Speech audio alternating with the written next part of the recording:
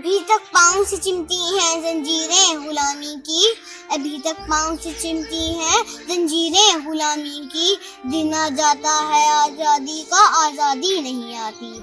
سامعین کرام اور میرے عزیز ہم وطنوں، السلام علیکم۔ آج کی میری اس تقریر کا موضوع ہے کشمیر کی آواز۔ جناب والا، آج میں اس بچے کی آواز بن کر کھڑی ہوں جس کو زمین پر قدم رکھتے ہی قتل کر دیا جاتا ہے۔ آج میں اس ماں کی آواز ہوں جس کے معصوم بچوں کو اس کے سامنے زندہ جلا دیا جاتا ہے۔ آج میں اس باپ کی آواز ہوں جسے اس کی معصوم بیٹی کی لاش کچرے کے ڈھیر سے ملتی ہے۔ جناب والا، آج میں کشمیر کی آواز ہوں۔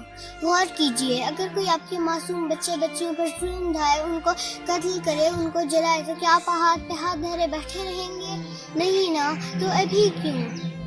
کب آواز اٹھائیں؟ وہ بچے بھی تو ہماری طرح کتنے معصوم تھے جنہوں نے جینے کے نہ جانے کتنے خواب دیکھے تھے۔ کب آواز اٹھائیں گے آپ؟ کب کھولے گا آپ کا خون؟ ہمارے جنت جیسے وطن کو ہمارے دشمنوں نے جہنم بنا کر رکھ دیا ہے۔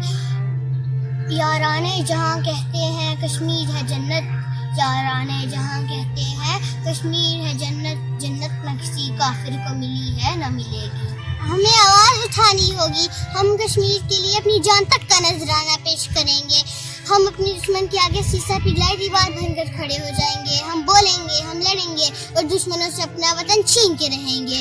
کچھ دیر کی خاموشی ہے پھر شور آئے گا، کچھ دیر کی خاموشی ہے پھر شور آئے گا، تمہارا صرف وقت آیا ہے، ہمارا دور آئے گا۔